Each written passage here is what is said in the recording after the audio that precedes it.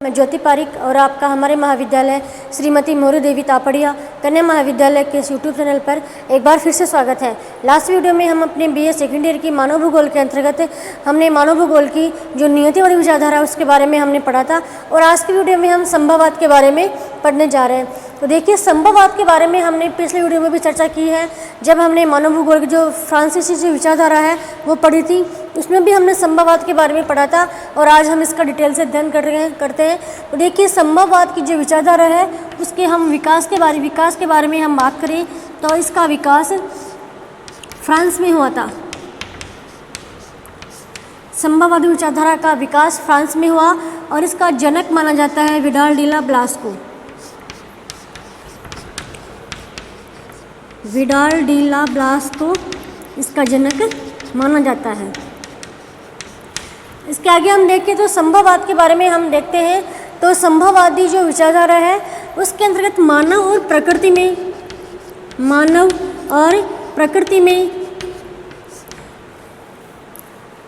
मानव को श्रेष्ठ माना है।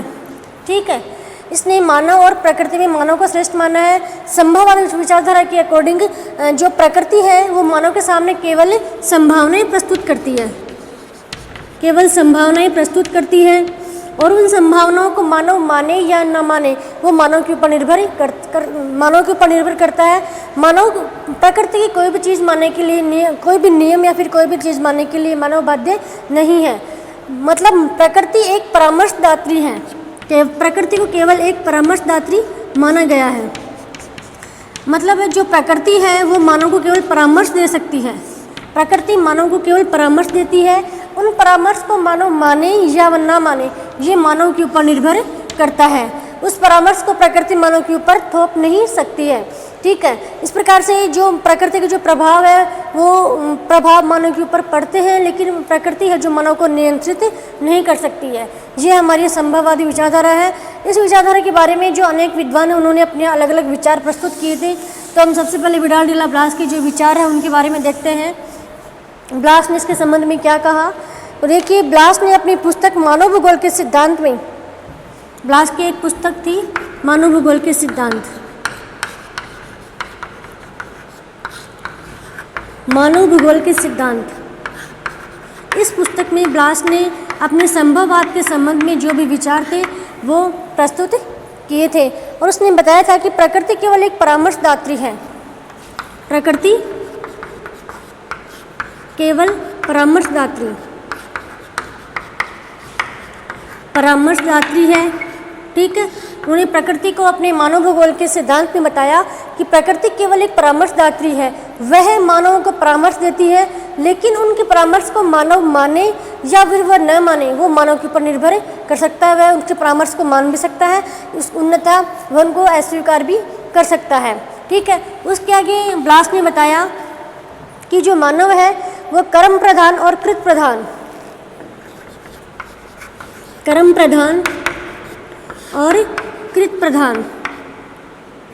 दोनों है।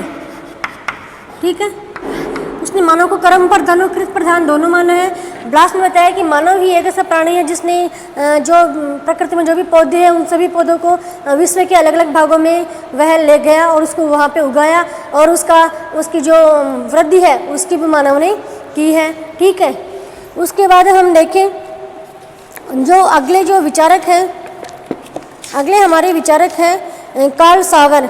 देखिए, कार्ल सावर ने भी अपने संभववाद के संबंध में विचार प्रस्तुत किए थे। उनकी पुस्तक थी कल्चरल ज्योग्राफी। कार्ल सावर ने अपनी पुस्तक का नाम था कल्चरल ज्योग्राफी। कल्चरल ज्योग्राफी में अपने संभववाद के संबंध में जो विचार थे वो प्रस्तुत किए थे। ठीक है, और उन्होंने इसमें बताया था कि उन्होंने अपनी पुस्तक में नियतिवादियों के बारे में कहा कि ये नियंत्रण के बदले प्रभाव और प्रभाव के बदले संयोजन शब्द का प्रयोग करने लगे हैं। उन्होंने नियतिवादियों के बारे में कहा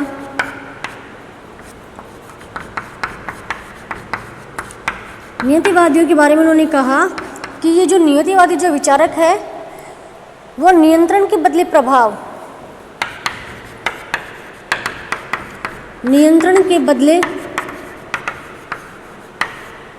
प्रभाव और प्रभाव के बदले समायोजन शब्द का प्रयोग करने लगे हैं। प्रभाव के बदले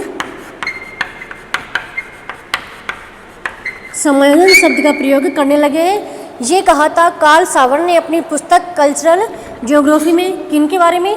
नियतिवादियों के बारे में। उन्होंने नियतिवादियों के बारे में कहा था कि जो नियतिवादी जो चिंतक है वो नियंत्रण के बदले प्रभाव और प्रभाव के बदले समायोजन शब्द का प्रयोग करते हैं। किसके संबंध में? प्रकृति के संबंध में। ठीक है, उसके आगे हम ब्लास के जो शिष्य है जीन ब्रुन्स, उसके विचारों के बारे में हम पढ़ते हैं। तो ब्लास के जो शिष्य थे जीन ब्रुन्स, वे भी एक संभववादी विचारक थे और उन्होंने भी संभववाद के संबंध में अपने विचार प्रस्तुत किए थे। जीन ब्रुन्स, ठीक है।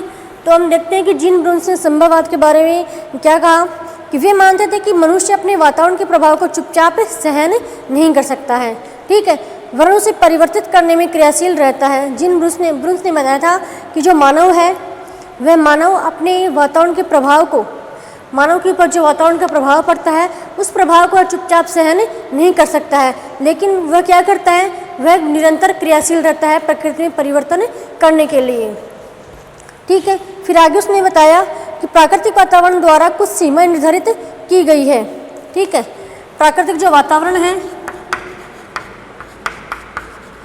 प्राकृतिक वातावरण के द्वारा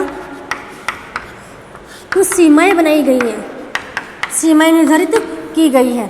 फिर सीमाएं निर्धारित की गई है प्राकृतिक वातावरण के द्वारा, लेकिन जो मानव है वह मानव उस सीमाओं को लांघ तो नहीं सकता है, सीमाओं को मानव है जो लांघ नहीं सकता है, लेकिन उसमें परिवर्तन जरूर कर सकता है। उन सीमाओं को प्रकृति के द्वारा बनाई गई कुछ सीमाएं हैं, उन सीमाओं को मानव लांघ नहीं सकता है, लेकिन उसमें कुछ परिवर्तन मानव अपने अनुसार कर सकता है, परिवर्तन जरूर कर सकता है। इस प्रकार से मानव का प्रकृति के ऊपर प्रभाव तो पड़ता है, लेकिन वह उसको नियंत्रित नहीं कर सकती है प्रकृति, ठीक है। इस प्रकार से ब्रुन्स ने बताया है कि प्राकृतिक वातावरण के द्वारा या फिर प्रकृति के द्वारा कुछ सीमाएं निर्धारित की गई है, मानव उन सीमाओं को लांघ नहीं सकता है, लेकिन उन्हें परिवर्तन अवश्य कर सकता है, ठीक है। तो ये बताया है जीन ब्रुन्स ने। उसके बाद हम देखें अगले जो विचारक हैं डिमांजिया। तो डिमांजिया के विचारों के बारे में भी हम देखते हैं कि डिमांजिया ने भी अपने संभववाद के संबंध में विचार प्रस्तुत किए हैं।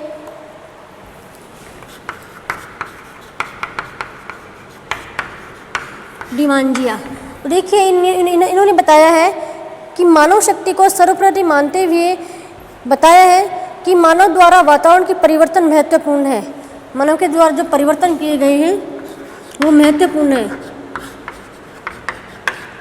द्वारा जो परिवर्तन किए गए हैं वो उन्होंने महत्वपूर्ण बताए हैं।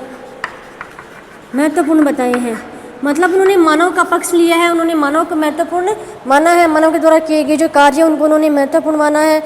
उसके अनुसार मानव ने संचार के साधनों के द्वारा, पाताल तोड़ कुओं, नदियों के नियंत्रण द्वारा, मानवीय भोजन के लिए नए पौधों के विकास द्वारा वातावरण में परिवर्तन किए हैं। डिमांजिया ने बताया कि मानव है, उस मानव ने संचार के जो साधन हैं उनके द्वारा अलग अलग जो प्रकृति में परिवर्तन है वो किए हैं, नदियों पर नियंत्रण भी किया है, पाताल तोड़ कुओं का निर्माण किया है, इस प्रकार से भोजन के लिए उन्हें पौधे के विकास भी किया है। तो उन्होंने बताया है कि मानव के द्वारा किए गए जो परिवर्तन है वो महत्वपूर्ण है, वो व्यर्थ नहीं है। मतलब मानव जो परिवर्तन किए हैं वो कुछ सार्थक परिवर्तन ही मानव ने किए हैं, मानव ने निरर्थक परिवर्तन बिल्कुल भी नहीं किए हैं। तो उन्होंने मानव का पक्ष लिया है, ठीक है। उसके बाद हम देखते हैं कि ये हमारी संभववादी जो विचारधारा है उसका भी कुछ आगे जाके इसकी आलोचना भी होने लग गई। तो देखिए इसकी आलोचना के बारे में हम देखते हैं कि इसकी जो आलोचना है वो किस प्रकार से की गई। तो देखिए आलोचकों ने बताया कि संभववादियों ने प्रकृति को कुछ ज़्यादा ही इग्नोर कर दिया और मानव को कुछ ज़्यादा ही महत्व दे दिया। जो आलोचकों ने बताया कि प्रकृति पर प्रत्यक्ष प्रहार किया है, किन्होंने? संभववादियों ने। तो संभववादियों के प्रकृति पर कुछ ज़्यादा ही प्रहार किए जाने के कारण उनके आलोचना होने लगी। और संभववादियों के कट्टर जो समर्थक हैं लाल जो फेब्रे हैं, फेब्रे ने भी पर्यावरणीय शक्तियों को स्वीकार कर लिया। जब उनकी आलोचना होने लगी तब जो संभववाद जो विचारक थे उन विचारकों ने भी जो प्रकृति का जो महत्व उसको स्वीकार उन्होंने कर लिया। मनुष्य अपने, और फिर फेब्रे ने लिखा है कि मनुष्य अपने पर्यावरण के प्रभावों से कभी भी पूर्ण रूप से स्वतंत्र नहीं रह सकता है।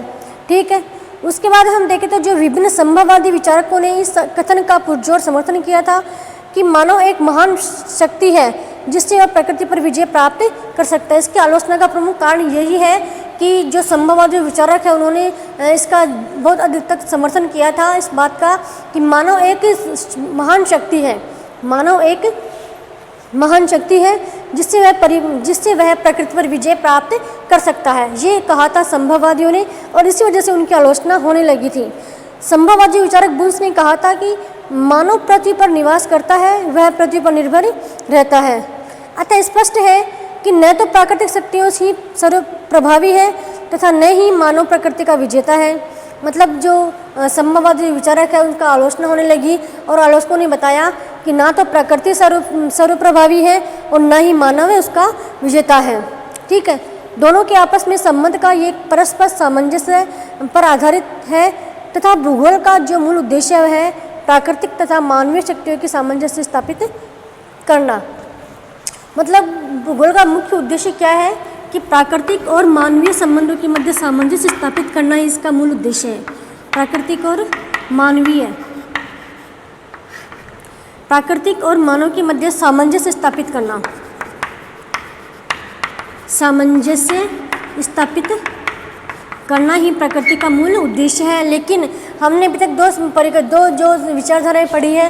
पहले हमने पढ़ी नियतिवाद, उसमें तो क्या बताया गया है कि प्रकृति सर्वोपरि है, सर्व प्रकृति है, और संभववाद में क्या बताया गया है कि मानव सर्वेसर्वा है। संभववादियों ने मानव को सर्वेसर्वा बता दिया, मानव को एक महान शक्ति बता दिया, लेकिन इसका मूल उद्देश्य ये है मानव भूगोल का कि मानव और प्रकृति के मध्य आपस में सामंजस्य बना रहे और सामंजस्य के आधार पर ही मानव अपने जो सभी क्रियाएं वो करता रहे और प्रकृति को भी महत्व दिया जाए। ठीक है, तो आज के वीडियो में हमने संभववाद की विचारधारा के बारे में पढ़ा है और इससे आगे हम पढ़ेंगे नवनियतिवादी विचारधारा के बारे में। ठीक है, तब तक के लिए धन्यवाद।